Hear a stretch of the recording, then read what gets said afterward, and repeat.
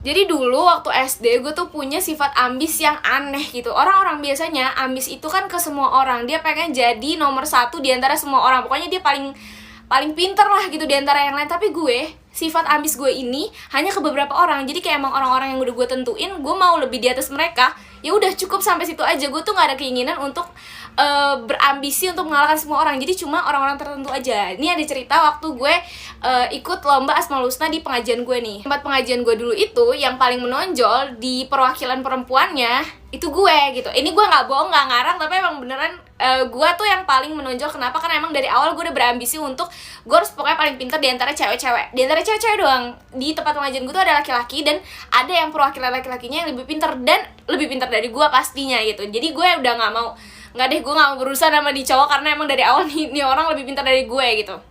Pokoknya kalau dibanding cewek-cewek gue, karena kan dulu pas pengajian masih SD tuh paling gak jauh-jauh dari hafalan, terus paling cerita-cerita Nabi. Dan dulu tuh gue sangat-sangat tertarik sama cerita Nabi. Gue punya buku-bukunya, jadi kayak pengetahuan gue tentang hal itu tuh kayak lebih lah dibanding teman-teman cewek gue yang lainnya. Definisi yang gue tuh tiap hari nanyain ke mereka, lo udah jus berapa? Gue sih udah jus segini. Kayak gue tuh pamer mulu tiap hari. Kayak emang gue tuh suka pujian. Dan dulu pas gue ngomong kayak gitu tuh mereka suka muji gue kayak ih cepet banget, keren banget deh lo bisa hafal langsung banyak. Kayak langsung besar kepala anaknya. Sampai suatu hari di pengajian gue ada lomba nih. Diantaranya ada lomba Asmaul Husna sama cerdas cermat. Kalau cerdas cermat itu gabungan atau grup, tapi kalau Asmaul Husna itu sendiri-sendiri. Nah udah pasti di lomba Asmaul Husna ini gue sangat berambisi untuk menang di antara teman-teman cewek gue. Kenapa teman-teman cewek gue? Baik lagi karena teman cowok gue yang pintar ini nih tidak bisa dikalahkan. Jadi kayak bodo amat lah gitu, gue nggak peduli sama dia, gue pedulinya pokoknya gue harus lebih di antara teman-teman cewek gue. Di hari H gue udah ngafalin, kagak main, gue sampai ngafalin si Asmaul Husna nih kan biar lancar.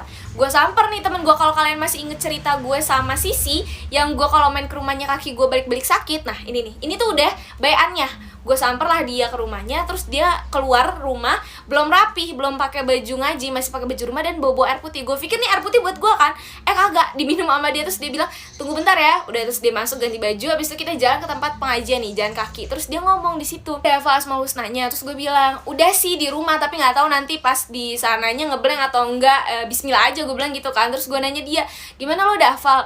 Gue sih belum terlalu lancar, tapi tadi gue dikasih air doa. Ini pertama kalinya gue tahu ada yang namanya air doa. Terus gue nanya kan, hah maksudnya gimana? Ya jadi tadi air yang gue minum depan lo itu air doa, didoain sama nenek gue. Tadi gue tuh nulis Asmaul Husna di kertas, abis itu diremes sama nenek gue, dimasukin ke dalam air putih, terus didoain, abis itu diambil, terus